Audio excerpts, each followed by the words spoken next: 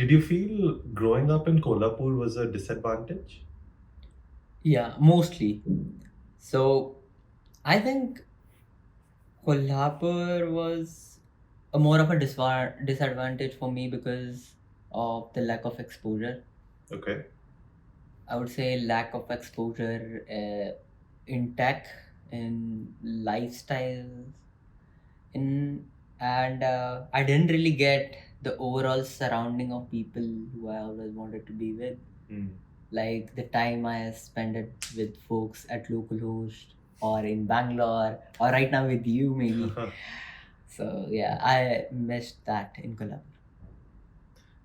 There's this person in one of my communities called Ari who essentially said that uh, the internet is the greatest gift to people like him because he was able to find his community of people even though they were not physically close to him, and that without the internet would not be possible. 100%. And I think very similar. So first I used to think this is like an India only problem, but he's not from here. He's from the US, and he's faced similar issues. So I think for us, you know, for us builders, for us people who don't just follow the rules blindly and just go through life without asking questions, it's pretty interesting everywhere. Tell me more about, you know, if you thought there were any advantages also of growing up. For example, the gentleman called Warren Buffett says that, staying away from the action and from the noise gives you the ability to think independently, clarity of thought, and execution without your systems and processes being polluted or diluted and lesser distractions. So, what do you think about that? Yeah, 100%. So I think the most significant advantage I could see is resourcefulness. Okay. So I used to live in a part of a Kolhapur. We barely used to get like 10 Mbps internet speed. Oh my God. Up Yeah. until how recently? Up until I got the new Wi-Fi. Okay. Very recently. Understood. You can just say 6 months ago. Okay. That's it. Fairly recent. So I used to keep my phone on terrace for better range, and used to turn on my hotspot and connect then with my laptop, and that's how I used to So you like used to sit at the survive. Yeah. terrace and work? Huh? So you used to sit on the terrace and work? No, I didn't used to sit on terrace. I used to keep my phone on terrace, and then I used to go downstairs, connect my laptop to my Oh, the phone's network. hotspot range Yeah, worked? exactly. That's surprising. But So this is just one of the example. For example, one more thing could be if you're growing up in a tier 3 or tier 4 city, you never really have access to all of these things. Like you cannot just simply go outside and say, bro, I'm going to H&M and I'm going to some other place. Maybe I just want to get a laptop. So no, bro, whatever you need, you have to wait for at least 2 to 3 or minimum 4 days to get it delivered to your place. Makes sense. So that builds patience. Resourcefulness is one of the most significant thing. Other than that, and as you said, like you quoted from Warren Buffett, and that really hit me because I saw many of my friends. They live in Pune, Mumbai, Bangalore, and they are constantly in action. So they have Okay. been building since they were 14 Yeah. or 15. They have been doing really cool stuff. Yeah. So, but what I think as a differentiate factor, like everyone is different in their Yeah, own unique absolutely. ways. Yeah. So I think for me, my USP is with building, I have a kind of a judgment for my thoughts. I don't want to brag about myself, but that uh, I would say time away from action, that time alone, that helped me cultivate that. That's I can say. Interesting. And in Kolhapur, growing up, did you attend only one school, or what was your academic life like? Yeah, so you'd be surprised, but I've attended more than 5 schools. Oh, wow. Yeah. Okay. What was the journey like? Tell me, how long were you in each of these schools? So I started in a English medium school in first grade, Okay. and I continued. No, then I switched because I didn't like the school. Okay. And it used to be like I'm telling my parents that I don't want to go to this school. Let's switch the school.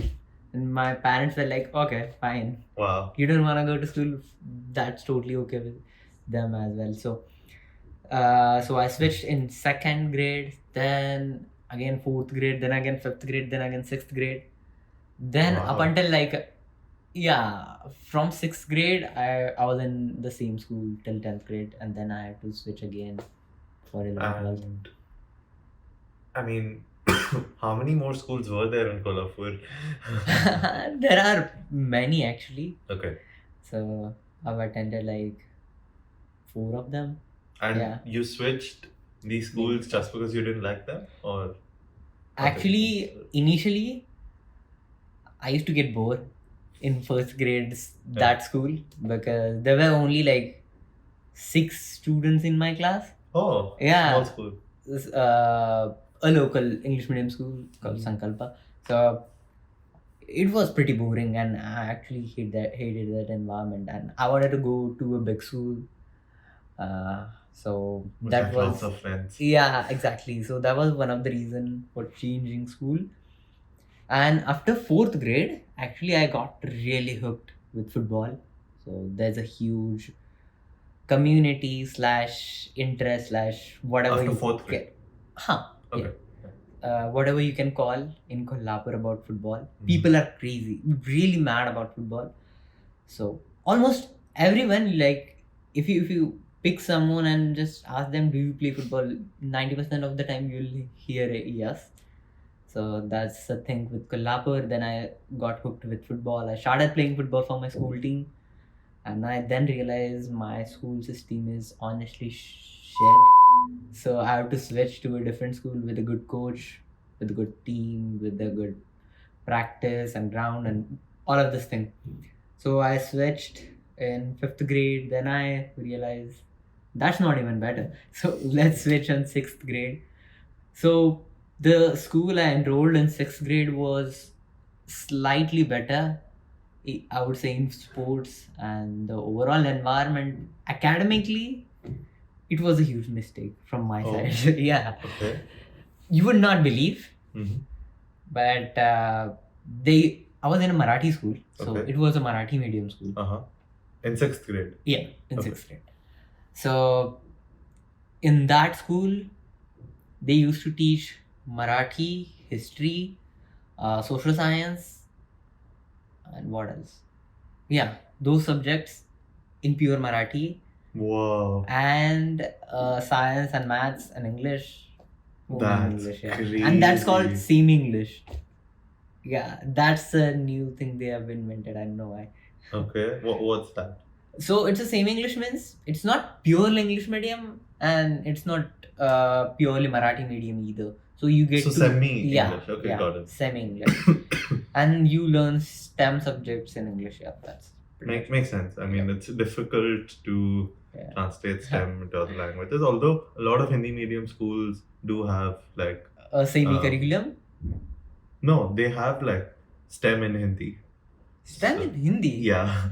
So Shit. yeah, I was surprised to find out, but if I'm not wrong, CBSE board exam paper also gets printed in Hindi and like science included. Yeah, I think So- same thing happens with Marathi as well. They do have a purely Marathi medium school. Yeah. But I was the second child, and my parent have did all of those experiments with my elder sister, so they thought like it would be better to put me in English, at least same English school. Got it. So, I mean, you started off learning in an English medium school and then you switched Yeah, Marathi in second medium. grade. it's not common to switch from 100% not English common. I was to the Marathi. only kid in my class. Who? Only kid in your class? Who? Yeah, I came from English medium school. Yeah. In Marathi. Yeah. Because usually parents and other people try to switch the other way from a local language or a regional language to an English medium. Why did you switch from English medium to Marathi? And was it up to you or was it your parents' decision? It was mostly me. Okay. As I said, in first grade, I got like so much bored because Mhm. there were only 6 kids Yeah. in my school, and it was absolutely boring environment. No activities, nothing. Just you sit in the classroom, go home. That's it. And I used to, hang around with other kids. They were in different school, and they used to tell me about the stories and what cool stuff they do at their own school. Like they play football and they do other things because the average classroom size in Kolhapur is almost 100. Wow. Yeah, Like per section? yeah, per division. What is division? So division means in 10th grade you have 4 divisions. Okay. Each division has 100 students. Means one classroom basically. So that's crazy. Yeah. That's like a very big class. How do teachers teach such big So classes? it's the classroom is like a hall. Yeah, clearly. Seminar hall. Yeah. I mean, Okay. you can't fit. And there's a stage. Yeah. And a blackboard. So teacher stands on the stage. They have a mic and the speaker Wow. hanging around them. That's so fancy. And but if you sit on the last bench, you almost hear nothing. Yeah. Of course. I mean, did you sit on the last bench? Yes. That's what I'm telling. Was that up to you or like? Sitting on launch bench? Yeah. Yes, 100%. So there was no like seating arrangement. Anybody can sit anywhere. Sit where you want. Interesting. Wow. But quite concerning. But anyways, moving on to your actually no, onto your co-curricular. What was one of your earliest co-curriculars that you did? I would say actually I got really hooked with space, with about rockets. Okay. I used to watch almost every single launch video of SpaceX, and I was thrilled almost watching every single landing of Falcon 9 and now a heavy booster. It fascinates me like till this day, and I was really inspired actually. I read a couple of books by Dr. Stephen Hawking, and I became very influenced. And even now, I'm almost the same person, I would say. So then I started playing a game called Space Flight Simulator. Have you heard of it? No. So it's just a 2D game that runs on your phone. Okay, you Okay. build a rocket on it called Blueprint, and you just launch it. And I started playing it in 6th grade, and I was really inspired by that game. It's so cool. I could not stop myself from playing it, and actually, like, I thought like I'm getting better at this, bro. I should start a YouTube channel. Okay. And I did. Yeah. Oh wow. Yeah. So I started replicating real life missions. Like Okay. the one I remember is SpaceX's Crew Dragon Demo 2 mission. Okay. They were sending Bob and Doug. First time, actually, not first time. After a very long time from American soil, astronauts were going to space station. So Okay. I was watching that at 4 a.m. in the morning. Yeah. In which year? I don't remember exactly, but I guess it was 2018. Wow. I didn't even know about SpaceX back in 2018. Yeah, I'm not sure, but yeah, it should be around that. Wow. Okay. Yeah. Interesting. So I used to replicate that mission in that game. So I used to create a small car. So I watched a video that the Tesla some model, I don't remember the name. This doors open like this, Falcon wings or Yeah, something like that. Yeah. exactly. So they used to transport the astronauts from the base to launch pad, and they get into elevator. Then the elevator goes up. Then they pass through tunnel and get into the capsule. And I replicated everything in that game Wow. with 2D. Absolutely Dedication. cracked game that. Dedication. Do you still play that game? No, I don't. Does that game still exist? Huh? Is that game still Maybe, there? yeah. Yeah, it does actually. Yeah. So Space what Flight was Simulator. your YouTube channel called? I named it Laika Aerospace. Oh, okay. Interesting. You heard about Laika? Yeah, of course. Yeah, it was the first dog or any living species. Any living species? Yeah, I think so. The first living Maybe, being, yeah. perhaps. Was sent in space by humans. Yeah. I love dogs, that's why, and plus I love space. So Very interesting. And also, I think it just shows that, hey, I've been looking into I've been looking into these stories of spacecrafts in the world, and I know this story. And yeah, if you like dogs, it's quite a cool channel. So, is the channel still around? No, so actually, what happened is it's not allowed, but I used to like sneak my phone into school somehow, and after school, I used to show my friends about like my new YouTube videos and all. And at first, they thought like it's cool, but then as soon as like everyone started to know about this, everyone used to think like, bro, what are you doing? This is cringe. Stop, grow up. Those eighth grader used to tell me, not eighth grader actually, sixth or seventh graders used to tell me, bro, grow up. And they were younger to you? No, in The my same class, age. Okay, yeah, got bro, like absolutely senseless. And I got into that pressure. I really had that FOMO, like, bro, am I doing something wrong? Is this like really cringe? Yeah. Is it even like worse than playing Minecraft? So I deleted the channel, and I thought like, Oh, yeah, in eighth grade, I guess I finally deleted the channel. Yeah, because of peer pressure? yeah, 100%. That's so sad, man. It would have been such a nice Yeah, I time regret it now. capsule. Yeah, bro. I would have so much memories. Actually, I tried like recovering that Mhm. and actually get a peek from Wayback Machine, but it's not available yet. Oh man. I do have some links because if I go to my YouTube history, activity history, and if you scroll up, I used to like drop my YouTube videos link into that SpaceX stream. Okay. So I still have those links, but nothing on that page. And those links are Yeah, empty. useless, Oh my yeah. gosh. That's actually so smart. Dropping your link on the stream. I'm sure now links don't work on streams anymore. I think, or do they? I have no idea. Yeah. I mean, just sounds like something like YouTube has now banned for like safety really? and security. I'm just assuming. I don't watch live streams, but I mean, They might most have, of these, yeah. most of these platforms for like the interest of the viewers try Yeah, to do 100%. protection measures.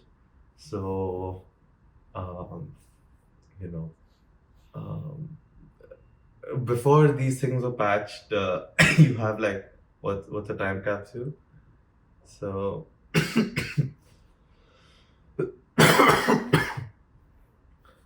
all right. And yeah, I think when you're at that age, 12 to 14, you're just so impressionable. Whatever your friends say is Yeah. for some reason, the That's most the important absolute thing. truth, yeah.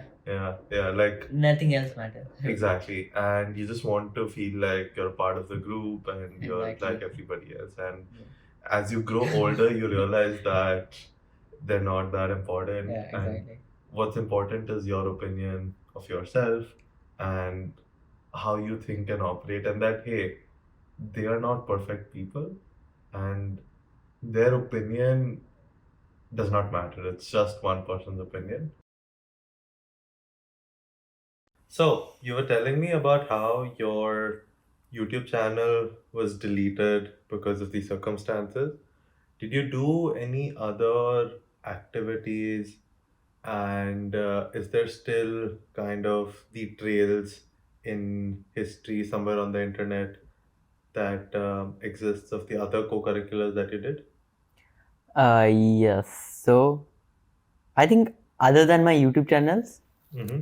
I was really into tech, Okay. and like I used to watch a bunch of YouTubers. Just first, it started with like assembling gaming PCs, then a bit about coding, and then I really got hooked by YouTubers like Fireship Developer, Code with Harry, and other guys. And I actually built my first app when I was in ninth grade. Oh, So actually, I built a few apps before, but they had no validation kind of thing. I just built it for the sake of my own happiness. So before that, I built an app like uh, to calculate your weight on any other another planet. You just put your weight, what's your weight on Earth, and you get calculated what will be your weight on maybe Jupiter or Saturn. It was just simple formula. That's it. Other than that, I built a replica of a browser, and this whole thing was actually no code, uh, a block okay. coding. Oh, okay. Yeah, so it was pretty basic, I would say. Not much of it doesn't require much of effort compared to hard coding.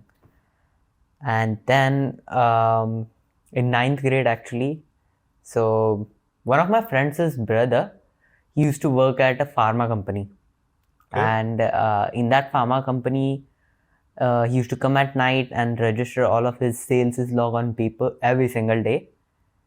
And I asked him like, what is he doing? And he said like, we have to do all of this kind of stuff. We have to write down our sales log daily and then submit it to the office. Then the office guy submitted to the Excel sheet. I was like, why are you doing this, like a double process of kind of things? So I thought like I can build a Google form and just they can fill the Google form as their pharma company employees, and that data analyst in that company will just directly get updated into the spreadsheet, right? Yeah. Why do all of this? But then I could have done actually Google form, but I was more interested in building app. So I taught myself how to code. I watched a course from Google. It was a Udacity course, how to build Android app with Kotlin, then how to build advanced Android app with Kotlin. And sometime I needed to pause that, translate that transcription into Marathi to understand what is happening in the video. Oh my God. Yeah, and that's how I learned. So then I built my first app, and that was for that company. Actually, I didn't ask anyone whether I build that app. I just went home. I thought I can build this. I learned this stuff and I built it. And then in a week or two, I just went to him. I showed him the app. He was excited and he showed it to his employees, fellow employees, and then I was invited. I was invited in their office in the board meeting to present my app. So I remember that day actually. It was my birthday, and on the same day that meeting was supposed to happen. And I had this perception like if I'm going to confront a board of a company, then I should better have a like formal kind of attire. Yes. Like you cannot imagine a 14-year-old wearing a suit. So that was a kind of weird situation, but I still like dressed very formally, and my dad drove me to their office, and we were sitting at the receptionist, and that receptionist called that it's you are the next, and we stood up, and that receptionist looked at my dad and said like only one person is allowed. And my dad was like, yeah, he's the one. Send him in. So I went in. People were sitting like initially I got scared, to be honest. Then I just connected my laptop and all that stuff and started geeking out. I didn't know how to pitch. I just started explaining them what I did, like what I learned, and I was explaining activity by activity, logic by logic to them, and they were really baffled after listening to all these things. And after geeking out for a nearly like 30 to 45 minutes, that old guy, I think he was like a director or something of that company, and he called me, come here, and he said like, the next time someone's ask you to explain something, tell them what it does, don't tell them how you build it. So That's that very good advice. yeah, That's fantastic advice. yeah, so that was one of the thing I learned earlier, like with my experience, that in kind of like a presentation scenario, how should I present myself and how should I present what I've built. So that was one of the thing I've done. After that, I think this whole thing, like pharmacy company app. Okay, so I forgot to tell you. After that, I sold it to them, do that app, and they were work. I automated their workflow, entire workflow, and it worked for like 2 years. As I know, they might still be using it, and they don't want to pay me maybe. Yeah, so that can be the reason. After that, uh, actually, one day I went on trek, and on that trek, No, so before we move okay. on, when you sold it, did you Mhm. get any Yeah, sizable money? I did got like my first income. It was like 12,000 rupees. Not that big nowadays, but I felt like, bro, I'm the next Mark Zuckerberg. Yeah. You were 14 years old, man. Yeah, That's quite an achievement, and considering that you were exactly. from a town like Kolhapur, 12,000 rupees goes a long way, even today, and it went way further, 4 5 years ago. So, what did you do with that money? I don't remember actually with that specifically. I spent it like I used to fight with my family, at 14 you're always like rebellious and Yeah. you say to your parents that you don't have to take care of my expenses, I'll take care of mine. And I went, and my parents were like, okay, then if you're willing to like pay your tuitions and pay your bus fee, then do it yourself, man. And I was like, okay, I got some money right now in my bank. And I went and and paid my bus fees. It was like 7 8 thousand school bus, auto actually, and Right. then uh, I paid it by some other stuff as well, and somehow that money vanished, bro. I didn't even realize how it. जेब में थोड़ी सी गर्मी क्या हो गई थी, हाँ, मतलब literally, I ज्यादा started फैल fighting. रहा था. चुपचाप शांति से बैठा रहता तो नहीं गायब होता. Exactly. No, but important lessons, man, back to back. Right from how to present, what to pitch, pricing your products, and the entire experience, to also figuring out managing proceeds more responsibly. But yeah, you were saying, uh, Yeah, the next thing I yeah, built.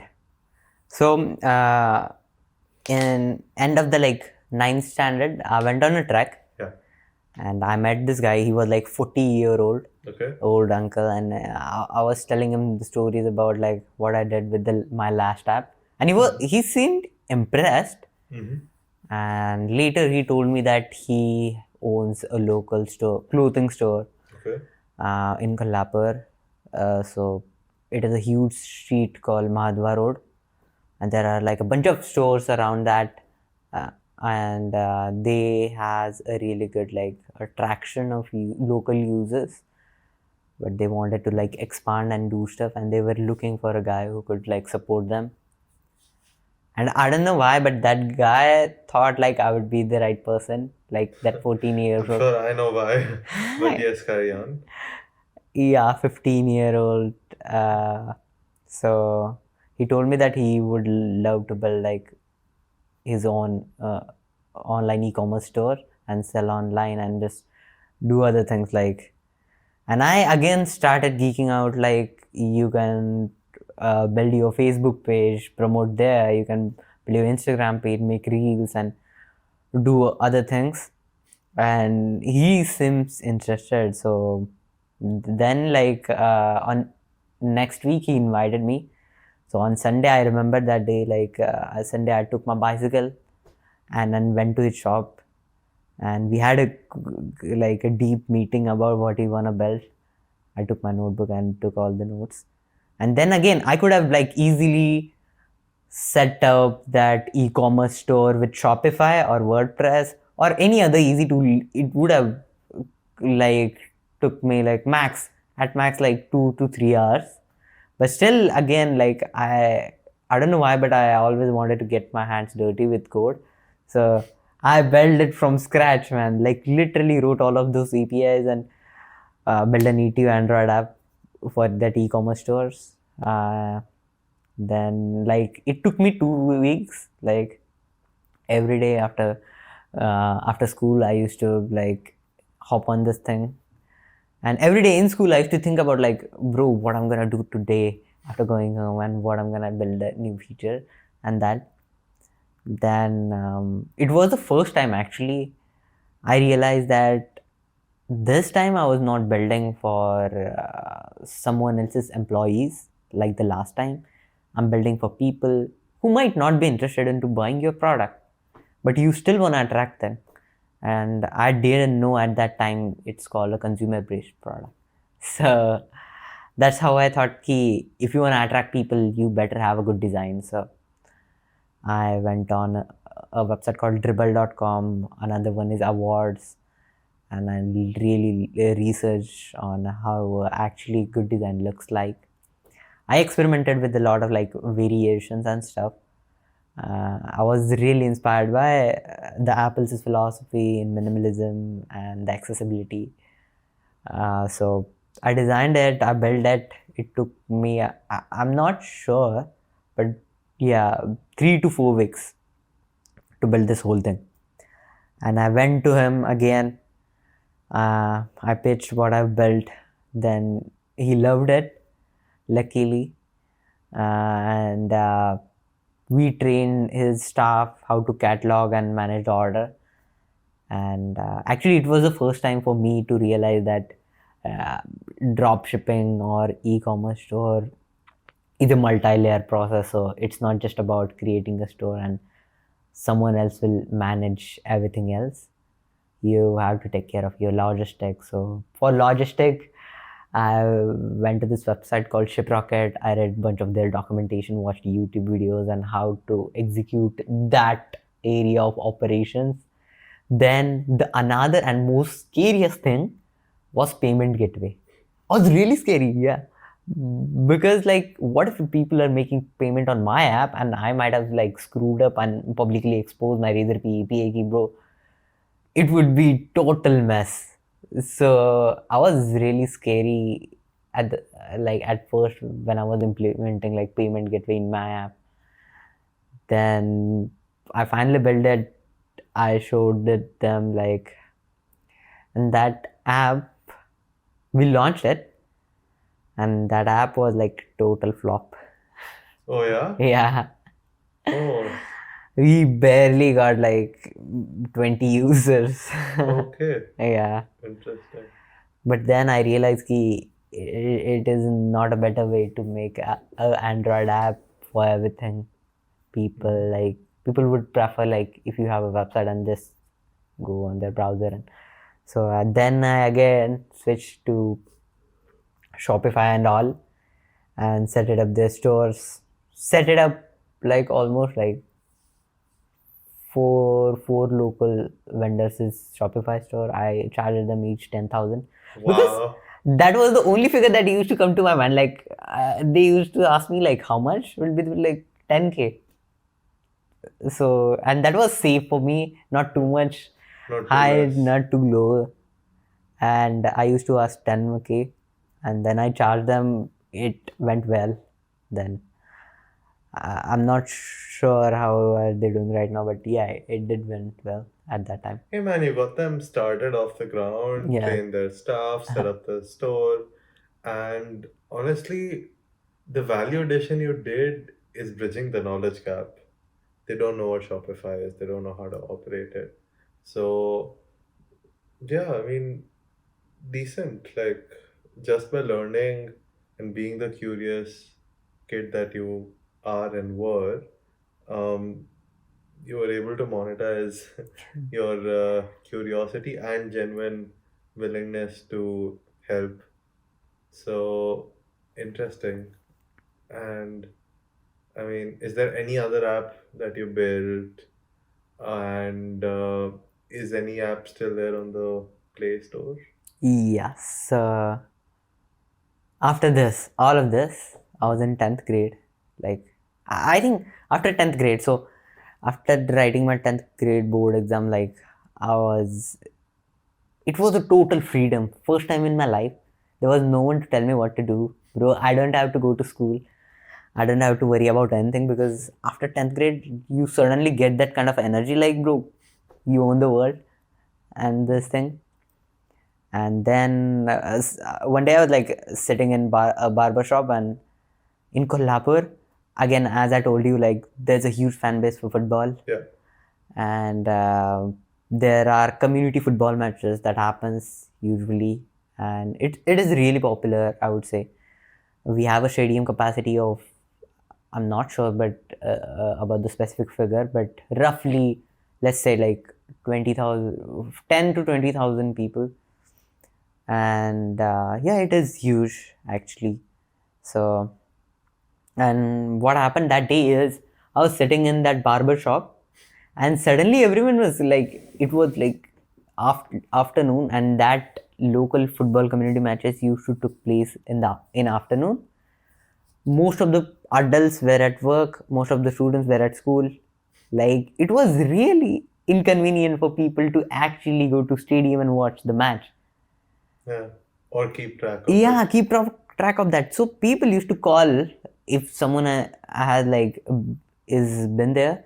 So people used to call them and ask what's the score, and they used to spread the news like Through WhatsApp, I'm ancient, assuming. yeah, something. Maybe even like radio it Yeah, out. exactly. And even some like older folks, like people who are aged like 60 or above, used to get to know about what was the score of the yesterday's match in the next day's Wow. newspaper. So that was like really messy system, and no one was actually doing that. So I thought it would be awesome, like if I could build an app to show live score. Again, showing a live score was a big of a challenge because I didn't know how does that work to till this day. Okay, how does like this other app like CrickBuzz and all this stuff show live score? So what I know is the only thing that came to my mind at that time is I could send someone on the stadium and he can update that score Manually. Yeah, manually, exactly. And all of the people who have downloaded the app will get to see the real-time updates. Wow. Yeah, so Jugaad. yeah, that was the only thing that came to my mind. And I went home again, started the same routine, binge watch a bunch of YouTube videos and playlist about how to build this app. Pulled multiple all-nighters, and actually one interesting thing I remember about this process of building app is that I actually even told you before, internet was really shitty in Kolhapur, and have to like I had to keep my phone on terrace for the internet, and I had to figure out something for this situation. Otherwise, like if you watch like 20 30 YouTube videos daily on how to build apps, you're constantly scrolling through Stack Overflow, you need a good amount of internet, Yeah. at least to survive. Data and speed. Yeah, exactly. And my daily internet quota was like 1.5 GB That's Geo so wala. Yeah. Common, bro. And I asked my dad, like, we gotta get the Wi-Fi, and he doesn't seem convinced at that time. Like, he didn't used to think कि ये It important was है. required at the हाँ. time. So, bro, my cousin, he works at a roofing company, and they had a small office in an Okay. apartment. And of that apartment, they used to use like the bedroom and the drawing room as their office space, and the kitchen was their like storeroom, and they used to store all those helmets, safety helmets, a bunch of nuts and bolts, all those roofing tiles of a roofing company, Right. and all the material in kitchen. And I thought like they had a good Wi-Fi. I knew that. It was in my mind, bro. Like I knew they had a good Wi-Fi, so I went to them and I pitched them like, bro, if you could let me sit in your office, I'll work from kitchen or something. I'll work from anywhere. Just let me sit in your office and work. If I earn money in this app, I'll give like some amount to you as well. Yeah. So he was like, yeah, fine. So I just like moved one chair into the kitchen and started coding from there, bro. I connected that Wi-Fi, and for like next whole month, I was like literally, except for like eating and sleeping, I was in that dusty kitchen coding, bro. It was really like. Were you the only one who cooked in that kitchen? Bro, exactly. Since you said the kitchen was dusty, I thought it isn't used much. Bro, it was like so dusty, and they used to store all of these like construction parts in there. And I was working in kitchen counter. I placed my laptop and like I started coding from there. It was crazy, bro, but I do remember Sounds those days. like it. I mean, Yeah. can't imagine, working out of a kitchen, but when you need to do something and you Yeah. want to do something, you find a way to do it, and clearly you found a way to do it against all odds. That is Exactly. crazy. So you Like- built this app Mhm. in the kitchen of somebody you knew whose Wi-Fi was good and was essentially office, was their, their makeshift office. Hustle, like that's crazy hustle. So then what was the outcome? Like, did this app take off? Yeah. And what were like some glitches or difficulties you faced? Or was there some interesting lore? Or was it like just a simple launch and steady growth? Yeah, so after like a month of like this kitchen stuff, I finally launched the app on Play Store. And this time I didn't had any expectations since last time my app got total flop. So I barely had any expectation. Like I was expecting at most like 100 users, mostly from my school and stuff. Right. Yeah, so I started telling everyone like download this app, I built this app. Right. But before that, the thing came in picture is that who was going to ground and to update that score. Right. So that used to happen at actually 2 p.m. in the afternoon. Okay. And my school's recess used to take place at the same time almost. Wow. What a coincidence. Okay. At 1:30. And I had a plan like, bro, my friends were like all cracked and they couldn't care any less like about school. And I was like, bro, can you go to like on ground and just update the score? I'll go one day, you'll go one day. People won't find out, and just bring a sweater with you, like so that people like don't freak out seeing the students wearing uniform in middle of afternoon, like out of school. So that was like all of my thinking, and Crazy. I The went on- amount of lengths you go to wear a sweater so that uniform. No, bro. not- When you're a student, you really think about all these things. Yeah, you are actually scared about like people gonna find out. Your parents will kill you. Like yeah. कोई school में complain कर दिया तो. exactly. That was like my biggest fear. So we started like I went a couple of days for the first two and I used to like update the score from the admin panel, and other guys started going as well, and we had like a really smooth operations for the first few days, and then we found a guy on the like ground, and we installed our Android AP on his phone, and we like told him like, you do this job. And there was a Instagram page with same name, Kolhapur Forever. That was my app's name as well. And we told him like, if you could like promote us, you have a good following on Instagram, like 100K, it's a good number. If you could like promote us, it would be cool. Like, I don't have anything to pay you, bro. Like, but it just would be cool. And he I don't know how, but he agreed, and he promoted, and suddenly within 2 weeks of launching this app, I got like 21,000 installs on my app. Whoa. Yeah, Imagine thinking I will at most get 100 downloads exactly, to bro. like 21,000 in 2 weeks. It's like more than 1,000 downloads a day. It's like 1,500 downloads a Yep. day. And I'm sure it wasn't like even, like it just kept going up and Nah, up it and was up. exponential shit. Yeah. Wow. I was like really stunned, bro. I never felt like this kind of anything in my entire life, like at that moment. I used to see people at store, at school, at random places refreshing that app. It Yeah, must be such a magical yeah, feeling exactly. that something you've created with your own hands and like seeing it in the wild Yeah, must be quite nice. yeah. So, and I used to tell them like, I built this app. Most of them don't used to believe me, but still, Yeah, when they see a kid come up to them and say, "Uncle, uncle, I made this," of course they're not gonna believe you. But quite interesting, man.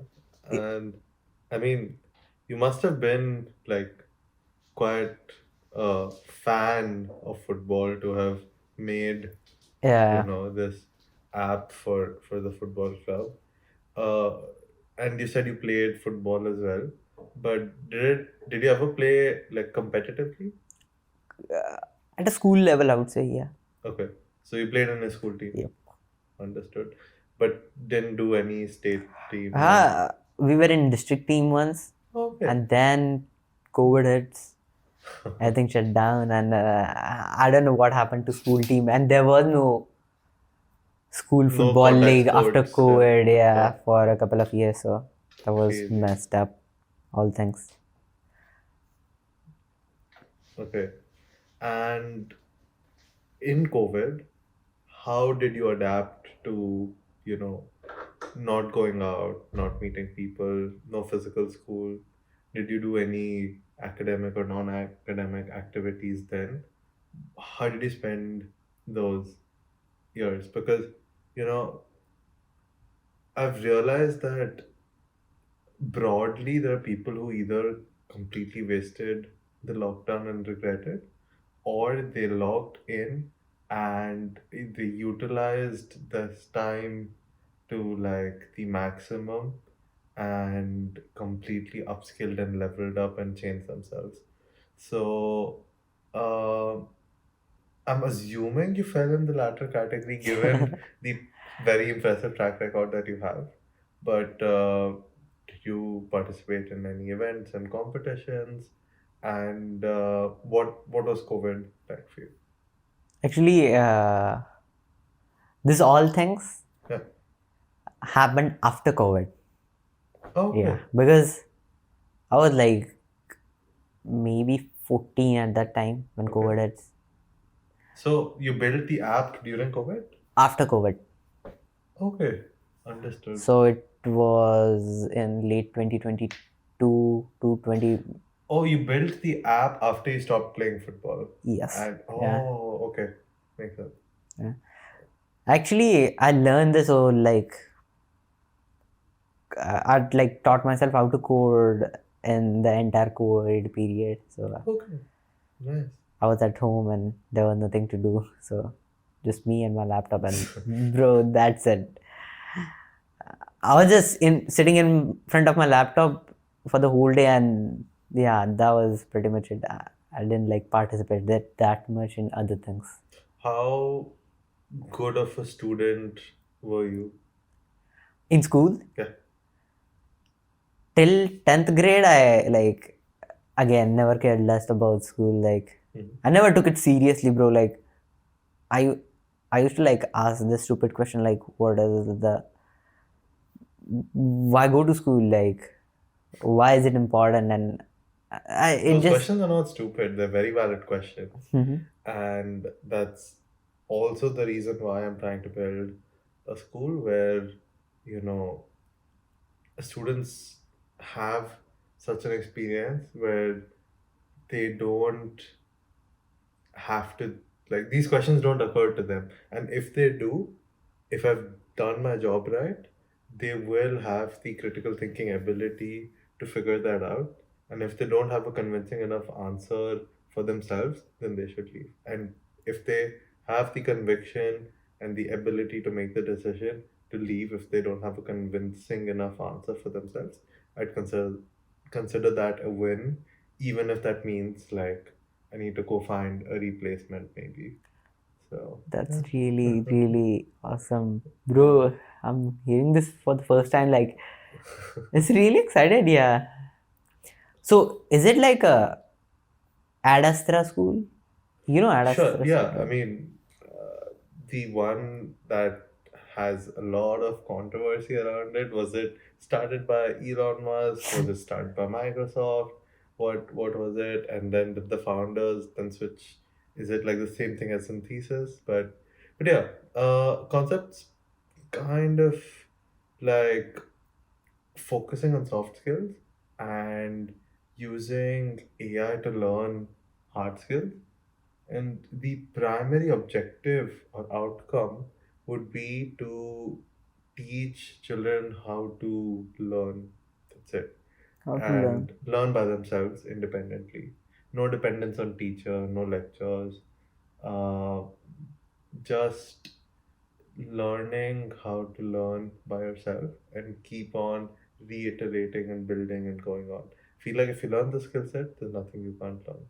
And it's not like you shouldn't ever need anybody to guide you, but there's a difference between having an instructor who gives direction or solves problems or asks you the right questions to help you solve the problem yourself, and somebody else teaching you something. And yeah, I feel like 10, 12 years of school, when you're kind of in an environment where you're taught everything, it doesn't help you build the muscle to do DIY learning. Anyways, coming back, I think we've covered pretty much your entire school life. And so in your co-curriculars, we've mainly covered like the non-academic part, right? So in during my high school, there was this competition by this American university called Wharton or something, where we had to create like a portfolio for certain investor profile. And yeah, it was like teamwork. We did that. So that was like a more academic co-curricular. For example, did you have any academic co-curriculars that you did? Yeah, in fact, like very similar, I would say, Oh, okay. to your experience. So there's a competition slash innovation program Mm-hmm. called the New York Academy of Sciences Junior Academy, Yeah. and in that program, with your team, you have to solve a problem statement. In which year did you do this? Fall of 2023, And how did you find out about it? watching YouTube videos. Yeah, because Yeah. the reason why I gave such a specific example and asked you this question is because I wanted to find out, is there really information asymmetry as you think? So, earlier at the beginning, we were discussing how you found there to be a lack of exposure. So I just wanted to, investigate and see if there's also lack of exposure when it came to these things. I think there is, but you just got a little lucky Yep. because you chose to expose 100%. yourself Yeah. to these things, and you curated your YouTube feed such that it came up. Yep. But tell me more about this innovation program. I don't think I've heard of it. Yeah. So it is a 6-week innovation challenge program. Mm-hmm. It takes place totally remote. Like in that challenge, you have to collaborate with your team, which in most cases is the international team. Okay. It was the first time I was working with someone Mm-hmm. who was in other part of the world other than India, and our problem statement was solving for a cognitive classroom, making a cognitive classroom more accessible. So What is a cognitive classroom? cognitive classroom is basically like a field in edtech you can consider, I would say, and it's basically just more people are intellectually alive in that classroom. Yeah. Okay. And how did you find this team? You said this was an international team and a remote competition. Yeah. So there was a one thing called they have their own platform called Launchpad, Okay. the New York Academy of Science, Okay. and So on that was that, the organization that ran this yes, Okay. on that Launchpad. So there was one guy from Qatar. He wrote that I'm looking for a winning team. His first line was that I'm looking for a winning team, and there's this. My plan is to build this, and I was like really interested. I thought like, yeah, this guy got the ambition. So I messaged him, and he wanted my profile. I sent him what I've done before. He was impressed, and we had a team where, including me, other 3 guys were from India, and he was from Qatar, and one guy was from USA, and our mentor was from IIT Madras. Okay. Yeah. Goodness. So it was an amazing team. It was one of the best team I ever had in my life. Mm-hmm. Everyone was very supportive, to be honest. Yeah. And even at some moment, like, especially there are some things that I'm actually not good at, like speaking in general, or maybe say writing. At that time, I was definitely not comfortable with a high level of English or that. Mm-hmm. So I used to do the like hard coding stuff, Mm-hmm. and they used to handle the research part because research was something totally new to me. I never heard of this like before, and it was an amazing experience. And Yeah. also, I mean, since you studied in a Marathi medium school or a semi-Marathi medium school, uh, and research primarily would be conducted in English or maybe another foreign language, not as much in Marathi, it would have been slightly more challenging for you, right? So, yeah, makes sense that you optimized and harnessed your strengths. And yeah, carry on. Yeah, so it was, yeah, definitely hard for me. So I used to like practice reading, writing, speaking daily after the meetings and all, and Wow. those guys really helped me a lot. Like, to be honest. Look at the difference of peer pressure, man, and the quality. Yeah, So, I mean, exactly. there's a TV show called, not a TV show, a web series or like a Netflix series called Kota Factory. Yeah, I've seen that. And Yeah, both of in you. that, Jitu Bhaiya says that peer pressure is a good thing if your peers aren't idiots. Yep, And case in point, yep, and I love how he put it, right? It was just so well said, so true. exactly. This is perhaps an adage as old as time that your, you know, the average of the people you spend most amount of your time with, what you think about, and what is essentially going on in your ambience, right? These are the things that influence you. So on one hand, you had friends who made you feel insecure and cringy, and you essentially Yeah. deleted your progress, which you Yep. now come to regret. And on the other side, you had supportive peers who helped you upskill.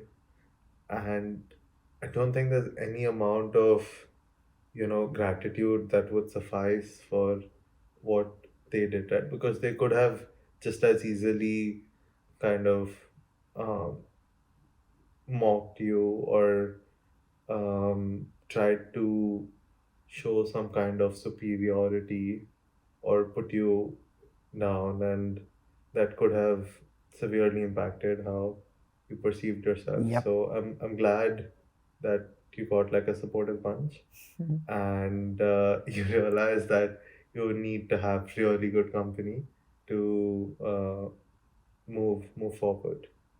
So yeah, did you then have to present anything you did, and how did you manage with your limited proficiency with the English language? Yeah, so actually, I took care of mostly the building part, Hmm. and there were other people who were doing the research. There were some people who were doing the presentation part, and they were good at actually. They were Yeah, actually good at but you presenting. still Yeah, needed to communicate with yeah, that communicate at person from least. Qatar and the US, right? So Yeah, was that a challenge? yeah, it was How did you manage? just practicing daily, figuring out, trying to actually. I used to just for most of the time I used to just like turn off my mic and listen to them what they're saying. I was good at listening, but I never like because we watch a bunch of like content now, Yeah. and that's why we are good at listening. But speaking was like something totally new to me, so I have to just listen to them, try to process what they're saying, and just Did you turn. watch English movies and TV shows before? Yeah, a lot. Okay, so then it wouldn't have been that difficult. Yes. I feel like I was lucky enough to also watch a lot of international content throughout my developmental years, and now I understand accents a little better than someone who hasn't watched all these, you know, content created in different geographies. So, uh, yeah, They're very totally interesting stuff. relatable. Which is your favorite show, by the way? My favorite show, Huh? this one called The Blacklist. Black Mirror? Blacklist. Blacklist. Yeah, it's Acha. about, so the protagonist of the show is essentially a criminal on the FBI's most wanted list, and it's about how he colludes with the government to help them catch other criminals that are most wanted, and in the same process he also eliminates his competition or anybody who goes up against him. So very, very interesting plot, very interesting storyline. That protagonist Raymond is his name. Excellent orator. He tells stories in a way that you just cannot stop watching and listening. So yeah, it was a very, very long time after which I was genuinely impressed by the way the show was crafted. Huge respect for the writers. But yeah, I think Is it that on is. Netflix? It was when I watched it, and I don't know anymore. And I don't even know if this is like a Netflix show or not. I don't Not think it original is. Netflix, I Yeah, guess. I Yeah. don't think it is. But yeah, man, crazy. So what happened? Did you end up winning? Yes. Oh wow! Yeah. Oh Actually, my god! it was like as surprising as for us as well. Like because there were like 142 international teams. Whoa, that's Those were quite some participating, competition. and we submitted our final draft, and we just submitted and forgot because again, bro, we don't just want to hype like without any reason. So just it's better to like get moving. And suddenly we got this email like you won.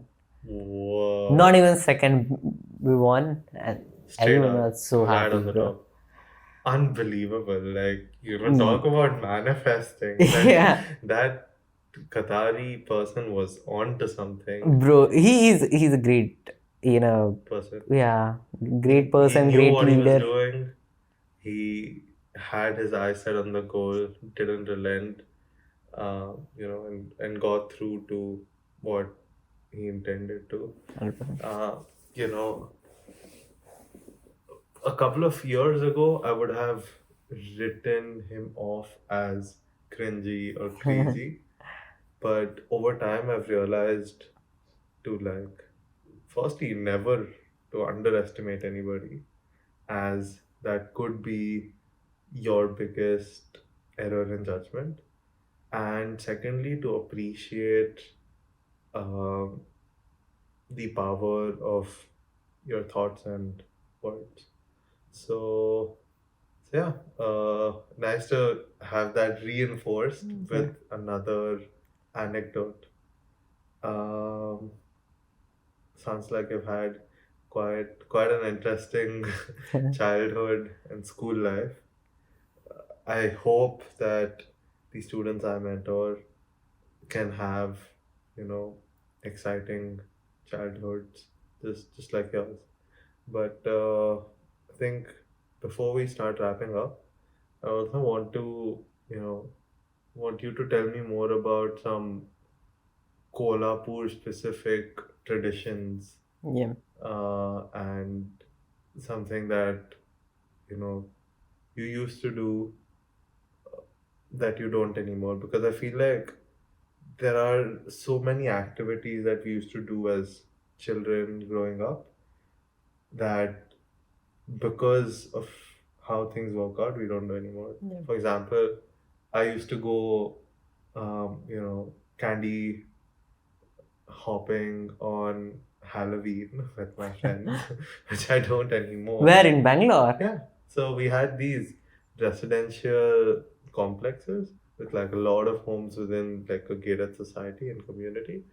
And we as a friend group would just go ring the bell and like get candy, and it was quite a core memory. I mean, my mom never liked it. She's like, dude, what are you doing? Like, this is stop begging for candy. And I'm like, please stop. Like, this is not what you are making it out to be. We're not begging, but yeah. Anyways, so did you have any traditions or activities um, that you did growing up that you don't anymore? Yeah, like the first thing that came to my mind is like about like I would say building killa. Do you know about killa? What a killa means? Yeah, I think Killa means fort. Yeah, exactly. Fort. So in Maharashtra, every Diwali, like it's a kind of a tradition that in every Diwali, kids build killa, a kind of mud fort with stones, ruins, Interesting. mud, Say more. and just try to replicate the real fort of Okay. Shivaji Maharaj into like a model version. Really? Yeah, exactly. And it was awesome, to be honest. Like in Diwali vacation, when you're done with your exam and you just go out with your friends for like scavenging stones and like looking for कि bro कहाँ अच्छी मिट्टी मिलेगी, कहाँ से मैं I can find that like very sticky clay to build the walls, and the other things, like it was a really amazing experience. And one thing I specifically remember, because it was really weird and funny as well, is that we used to make up this big killas, big forts. They were like, imagine this, like 15 feet wide, 10 feet tall, almost like exact replica. And we needed like a huge amount of stones. So, and the only resource we had to bring all of those stones from random places to our side was our bicycles, and we used to like haul that all those stones on our bicycle at our side. But that was definitely not enough, because it's very unrealistic that like a bunch of like 12, 13, 14 year olds would like build this big thing, so live with cycle. So what we did is we finally convinced a garbage collector, and we said him that you don't use your like garbage trolley. So it's not a kind of truck, it's a basically trolley, a bicycle in front and the trolley. So we borrowed his trolley and we started like filling it with stones, and we used to like use his trolley to bring all those stones from random places to our site, and it was an amazing experience, and that's like it really got stuck into my mind. I think that was like a beautiful tradition that taught me like how to work with people, how to work with people of my age. Building that killa was definitely a executive early tutorial for me, and like it definitely like has contributed into my overall personality, I would say, because I was doing this since I was like 5 year old, looking at elders in my town, and like my grandfather built this killa. Oh, Yeah, wow. So like it's like a legacy cultural event. exactly, bro. Yeah. So, and we kept scaling it. We kept like pushing the limits. So, and after 10th grade, I would say ki everyone like had their own commitments, and like bro, Life happens. everyone had their own JE exam and SAT exam and something else going on in their life. So not many people came to build it, and we kind of like lost track of it. So that's why we stopped doing that. But I see a few people do it till this day, but the number is like definitely decreasing, because I don't know, like maybe it is fading out. Yeah. But I mean, didn't it get boring to build the same fort every year over and No, over? you don't build same food. That's the like the interesting part of it. Oh, okay. There are 300 forts, almost 300 forts of like Chhatrapati Shivaji Maharaj, and Okay. that they ruled, and you Oh. choose which one you build this year. Oh, so every Imagine this. year you build Yeah, it different was fort. mostly like a Phineas and Ferb's. Every single day you're waking up, you're like calling a bunch of your friends and doing random things. Yeah, it was amazing. That's crazy. I mean, can't imagine. This was like real life Lego with like, you Yeah, know, everything you can pieces find. that weren't blocks that stack up together perfectly, figuring out, procuring real material, negotiating with the garbage Yeah. collector. All of these are such interesting experiences, man. I think this is like a Kolhapur exclusive. I don't even think this happens in like Bombay, for Yeah, example. I think people like, since Bombay is like A one of the metropolitan. centerpiece of Yeah. Maharashtra, so that's why people do make it. But other than Maharashtra, I'm not sure people do make it or not. Yeah, man, I've never heard of this. Yeah, it's So, amazing. wow. Um, Before we wrap up, I want you to tell me about a time, during your co-curricular activities where you got like a very big shock, or you made like a very big mistake, and how did you deal with that situation? Um, I think the one could be would be like, yeah. So that app I told you about, which got, Kolhapur Forever? yeah, Yeah. 21,000 installs. Like actually, that app made me like a kind of popular kid Of in my course. school. Of course. Yeah. So everyone started to think like, bro, this guy genius. And I was like thinking of myself as a genius as well. Like until suddenly, like one day, I was like, Sitting in my laptop, I was like scrolling through email, and suddenly there was one email from Google Cloud, Mm-hmm. and I opened it and I saw an invoice. So what happened actually before that, Mm-hmm. I was using Google Cloud Firebase for the cloud operation Right. for that app, like server costing, to be honest. And I was using the pay-as-you-go model. Okay. So you don't have to pay initially. The free quota is more than enough to run this number of users. And I added my dad's credit card without Asking. without asking or anything. I just Wow. knew everything, like CVV and everything. I just put it and entered the OTP after taking his phone. So what happened is I suddenly got a bunch of redirect requests. Okay.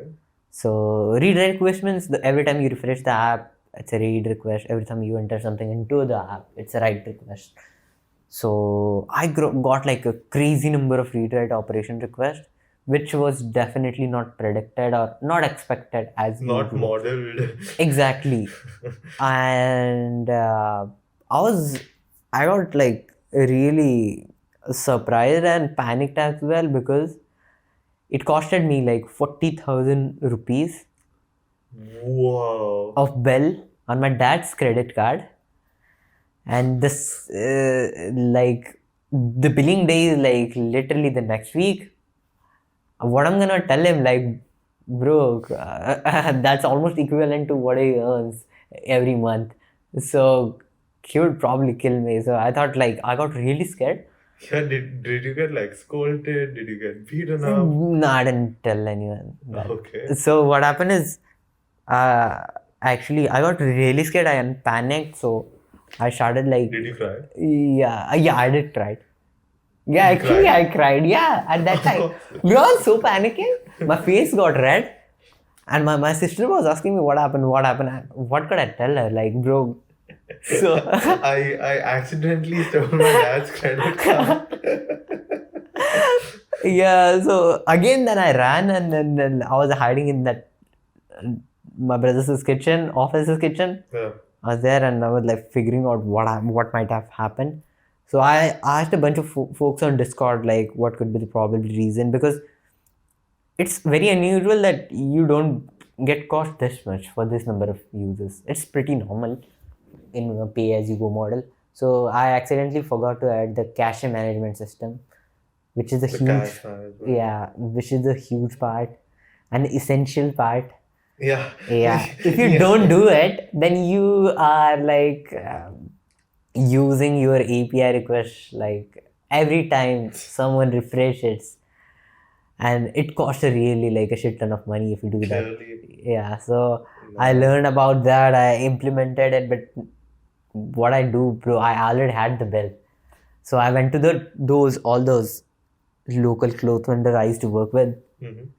and I told them, okay, I have this app, I have this local 21,000 users, and if you want, I could put your ad in the down, and you just pay me like more. I was blunt. I told them like this happened, and I needed money to like at least secure this. This is like a win-win, so people will know about you. I'll get rid of this situation. But then you told the shopkeepers that you have to pay a bill, and Yes, that's so why you were very honest about the situation. kind of like at start I was like trying to like hide it from them, and I was like definitely out of my emotions at that time, so Ah. I sped out everything. But they were like very understandable at that time, and they did lend me the money. They didn't lend it to you. They would have paid it to Yeah, you. they technically paid me the money. I took the pictures of their like shops and all, and put the banner ad at the bottom screen of Wow. every activity. I earned like 45,000. In how much time? Yeah, in 2 days. Oh, so you were able to collect this money before the bill. Yeah, actually. That is But I insane. still kept the app like I actually shut down the read write operations the time I noticed this is happening, because it doesn't get stack up, right? Yeah. So I still kept it shut down, because I already have exceeded my monthly like pay as you go limit, and I don't want to like exceed much more. Yeah, so Probably also learned how to put like limits and caps exactly, and bro. auto shut off and kill switches. Exactly. It was so valuable learning lessons for me. Dude, I can't imagine and I don't want to imagine what would have happened to Yeah. you had you not been able to raise the I had like money. my first panic attack, bro. At that time, my palms were literally sweating. I couldn't think of anything. And then suddenly this thing just happened. Like I went to those local Sounds vendors. like They God literally pulled you out of your. exactly. It's like मौत को छू के टक से वापस आ गया. I was like imagining the same sentence after getting out of this situation, bro. So what happened is before I kept the app shut down like till the end of the month, Yeah. and at the billing day I just transferred my money to dad. That's his phone. I took his phone. Like I'm taking it for like few time. I didn't tell him. I don't think they know about any of this till What? today. Yeah. Oh my God. So Yeah. you just silently paid off the bill. So what, he doesn't check his statement or Actually, the irony is he works at bank. So you're Yeah. telling me you took a banker's credit card, you used it in an I deleted international all the stuff now, transaction. right? Yeah, and he doesn't bother to check too much. Wow. Wow, man. Unbelievable. Like, as someone who doesn't work at a bank as of now or haven't had worked at a bank, I am so diligent with my statements. Like every single card, every single account, every month I go through it with a fine tooth comb. At the end of every year, I label as many transactions as I can. And it's kind of interesting to know that, you know, this is what is happening with bankers. They're not checking their own statements. Yeah. So did this credit card belong to his own bank or No, actually, it was like another it bank? was. I guess I'm not sure. I don't remember. Like it was Bajaj card or something, credit card from private company. And Oh, I mean, well, doesn't matter now. yeah, it doesn't matter. Like That doesn't matter. I paid it. I deleted all these things and just like there was no clue Moved on. left. Yeah. Wow.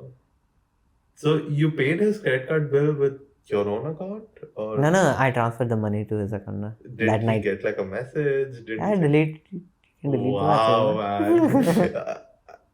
I have a feeling he knows, but he didn't say anything. Yeah, he might know.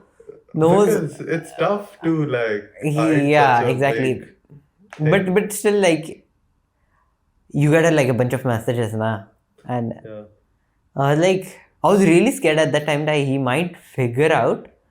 But after a week, like, yeah, bro, he don't know. I was convinced because I made sure like I deleted everything because I used to watch all this like detective web series, na. That's why. Wow. Wow. Wow. Man is learning from YouTube how to code. Man is learning how to be sneaky from detective shows. I mean, when are you not learning, man? And I wonder what would have happened if you actually sat at the front of the classroom and listened to your teachers. God knows what you would have learned. I think this scandalous tale of your development journey is perhaps as good a time as any to call it a day.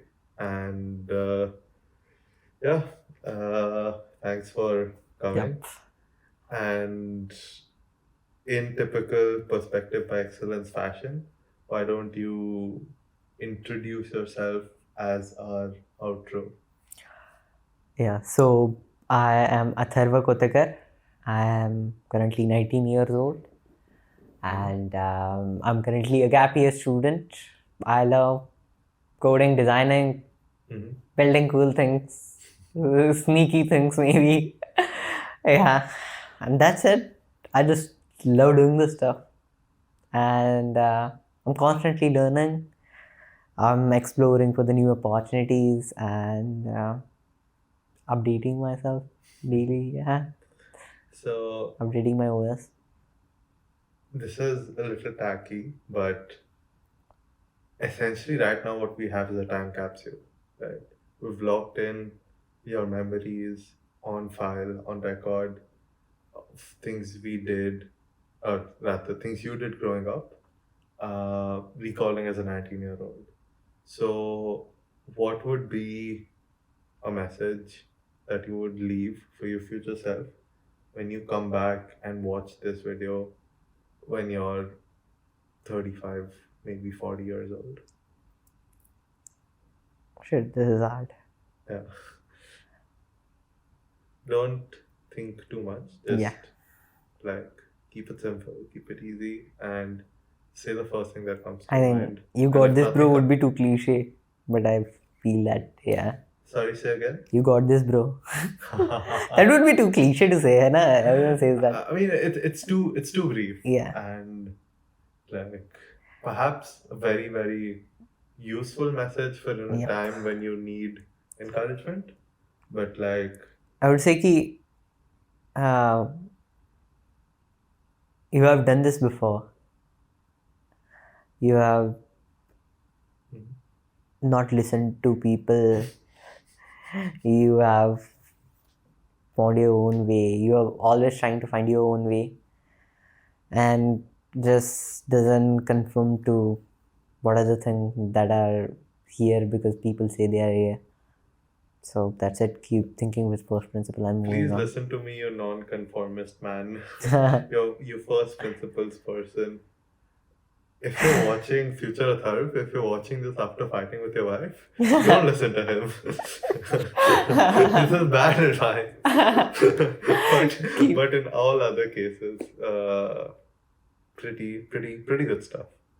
And with that, I think let's wrap.